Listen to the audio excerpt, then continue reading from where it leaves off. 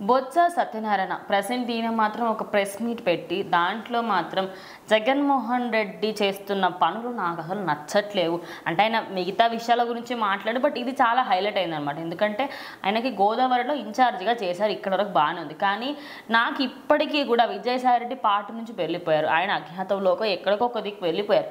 But ఆయన లేరు అని తెలిసినప్పుడు ఇప్పుడు నాకు ఇవ్వాల్సిన బాధ్యత నాకు కరెక్ట్గా ఇస్తే ఏమవుతుంది, ఇట్లా ఇన్ఛార్జ్లకు ఇచ్చినప్పుడు ఉత్తరాంధ్రకి ఇవ్వాల్సింది. ఎందుకంటే ఇందులో నేను దానికోసమే కదా పాటుపడింది, మీరు దానికి ఇస్తే బాగుంటుంది అని చెప్పేసి నేను కోరుకున్నా. బట్ నాకు ఇక్కడ కరెక్ట్ రెస్పెక్ట్ దొరకట్లేదు అంటున్నారు. కానీ అంటే ఆయనకి దొరకాల్సిన రెస్పెక్ట్ ఇస్తున్నారు, బట్ ఆయనకి ఎందుకు ఇంకా అంటే ఎక్కువ ఎందుకు ఎక్స్పెక్ట్ చేస్తున్నారు? బికాస్ ఆఫ్ విజయసాయిరెడ్డి అనుకోవచ్చా?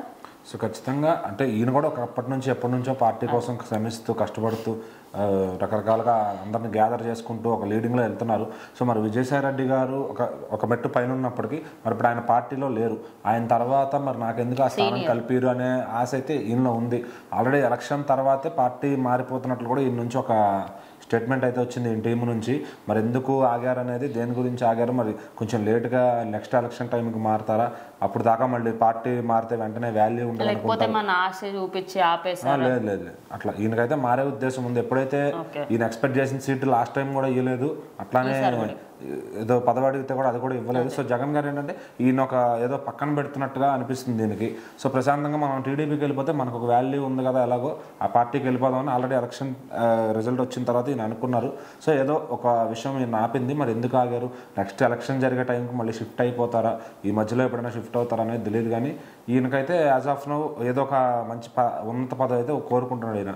సో మరి ఆ విజయసాయిరెడ్డి లేడు కదా, ఆ పదవి ఏదో మనకి ఇవ్వచ్చు కదా అని కూడా అనుకుంటాడు ఈయన. సో అది కూడా ఆయనకి ఇవ్వనప్పుడు, ఆయనకు ఆ రెస్పెక్ట్ లేనప్పుడు ఖచ్చితంగా ఇప్పుడు జగన్తోనే ఆయన నడవాలనుకోడు. ఖచ్చితంగా ఒక మనిషిలో వ్యతిరేకత వస్తుంది అంటే, నేను ఇంత కష్టపడ్డాను నాకు కోరుకుంది ఇవ్వరు అన్న రోజున ఖచ్చితంగా వ్యతిరేకత అనేది వస్తుంది. సో ఇలాంటి బలమైన క్యాండిడేట్లు అందరూ పార్టీ నుంచి వెళ్ళిపోతే కనుక ఆయనకు ఆల్రెడీ 11 సీట్లు ఉన్నాయి, ఆ వీటిలో పెద్ద ఉద్ధరించే సీట్లు ఏమీ లేవు నిజం చెప్పాలంటే. ఆ ఉన్న మెయిన్ క్యాండిడేట్స్లలో రేపటి రోజు ఈయన కోసం వెనకాల నిలబడి పోటీ బొత్స ఒక్కరే. మరి ఆయన కూడా వెళ్ళిపోతే ఇంకా ఆయనకి ఏమీ ఉండదని చెప్పొచ్చా? అదే చెప్తుంది. ఇప్పుడు ఇట్లాంటి వాళ్ళని దూరం చేసుకుంటే ఏమవుతుందంటే అతను వీక్ అయిపోతాడు. సో వీళ్ళందరూ ఉన్న రోజునే, నడిపించిన రోజునే అతను స్ట్రాంగ్గా ఉన్నాడు. మరి బొత్స లాంటి క్యాండిడేట్లు, విజయసాయిరెడ్డి లాంటి క్యాండిడేట్లు అందరూ వెళ్ళిపోతే ఇప్పుడు ఈయన గురించి, జగన్ గురించి 100% తెలిసిన వ్యక్తులు వీళ్ళే. సో తన స్వభావం ఏంటి, తలతో ఎలా ఉంటే పని జరుగుద్ది, తను ఎట్లా జనంలోకి ప్రచురించాలి, ఈ టైపులో అన్నీ చూసుకునేది వాళ్ళే. మరి వాళ్ళందరినీ ఈయన దూరం పెడతాం బట్టే కదా ఇప్పుడు విజయసాయిరెడ్డి వెళ్ళిపోయారంటే అతను భావన నచ్చనే కదా, అంటే అతనితో ప్రొసీజర్ నచ్చకే కదా వెళ్ళిపోయి ఉంటాడు. సో ఖచ్చితంగా ఇప్పుడు ఇతను కూడా అదే స్థాయిలో ఫీల్ అయ్యేటట్టు చేస్తున్నారు. సో రేపు అన్న రోజున రిజల్ట్ చూసుకుంటే తన దగ్గర ఉన్న 11 మంది కూడా ఉండరేమో చివరికి.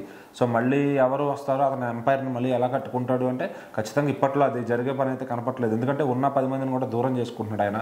సో ఆటోమేటిక్గా మళ్ళీ మొదటి స్థానంకి వచ్చి మళ్ళీ మొత్తం తవ్వుకుంటూ రావాలన్నమాట. అది అట్లా అయిపోయింది జగన్ పరిస్థితి.